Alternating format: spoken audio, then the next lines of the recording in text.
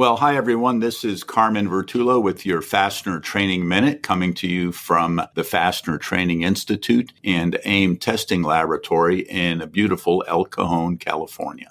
And I got an email from one of our prime clients recently. If you don't know what an AIM prime client is, you should email me or see me in some event we might be at soon, because as Eric mentioned, I'm now a rock star, so I'll be touring the country soon. And you can come and see me and ask for my autograph and ask me about what an AIM prime client is, and I'll tell you. Anyway, today's topic is not about rock stars or AIM prime clients. It's about the email I got from a prime client regarding waxed nuts. And he wanted to know, should I be waxing my nuts? Well, that is a very appropriate question. When is it appropriate for you to be waxing your nuts? That might sound inappropriate, but it is an appropriate question. And when I come back, I'll tell you, men, when it is appropriate to be waxing your nuts. Thanks, Carmen. This is Joe Morris with the Fastener Training Institute. It is so great to be back to in-person instruction, and I am happy to announce some news. We have our acclaimed Certified Fastener Specialist week-long program has just undergone a complete refresh. We have a brand new curriculum. With the help from the Industrial Fasteners Institute, our Fastener Training Week now includes a lot more interactive content, revised class presentations, and expanded course outline. So our next week-long class is going to be hosted by the Pacific West Fastener Association in Los Angeles from November 29th through December 3rd. But before that, are any of you headed to Vegas? We are. FTI will be there, and we are hosting a full-day seminar instructed by Carmen Vertullo and Rob LaPointe from AIM Testing Lab. We're going to present value-added service or costly mistake, key elements for the entire supply chain. This full-day program will show users and suppliers how to detect and prevent risks associated with value-added fastener services and maximize opportunity for a great result. This class is truly for everybody. So if you're a fastener distributor, if you're an end user, or if you're a manufacturer, whether you're in purchasing, sales, engineering, quality, you know what, even operations, you really need this class. Everybody does secondary processes, so you can register through the IFE website or directly with FTI. And lastly, we have recently launched a brand new webinar series called Fastener Basics Like Never Before, sponsored by Bright Invest International. It's a 21-part webinar series presented by Carmen Vertullo. You can join anytime. We record all the sessions, and you can still complete the full series. Come on, let's face it, Carmen, he is the master at webinar fastener training classes, and he uses his talents to present each topic creatively using a ton of cameras. He's got great stories, and in so much detail, you'll walk away an expert. This program covers all topics relevant to new fastener professionals, and it's really a great precursor for any advanced learning that you want to do with FTI. So for more information about any of our webinars and our classes, please visit our website at www.fastenertraining.org. Thanks, everyone. Now back to Carmen.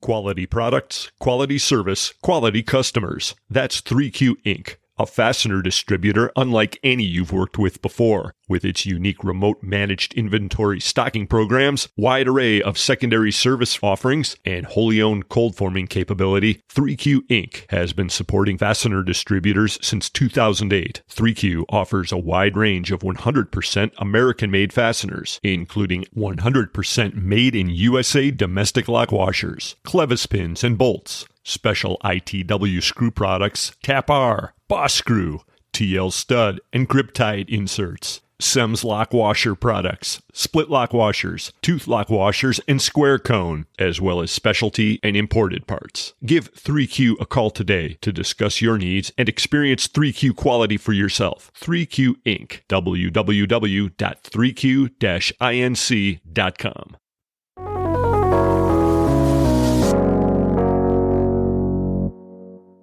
All right, welcome back. This is Carmen Vertullo with the other half of the Fastener Training Minute, today talking about waxed nuts. In a nutshell, the fastener industry requires that we wax our nuts whenever they come from ASTM A563 as the governing specification, and they are hot dip galvanized and they're over tapped. The reason for that is those nuts are used in structural applications on other hot dip galvanized externally threaded fasteners, and therefore we would have a very uncontrolled torque tension relationship. Having the plain threads of the over-tapped nut, it actually is going to be a heavy hex nut in most cases, going against the hot dip galvanized surface threads of the bolt. Lots of friction in there, and we just are not properly able to control the torque tension relationship. So a lubricant is required. It doesn't have to be wax, but it's generally wax, and it is supposed to be dry to the touch, so it can't be like some oily, greasy stuff. And in some cases, even though it's not required, it should be colored. Most folks who supply these nuts will add coloring to the wax, so we know it's there. There is a supplement in ASTM A563, which requires when invoked that we add color to the wax. However, it's not required unless the supplement is invoked. Now, this particular question came our way not regarding an A563 nut, which the common grade is DH nuts, which we use with structural bolts such as ASTM A325 grade structural bolts.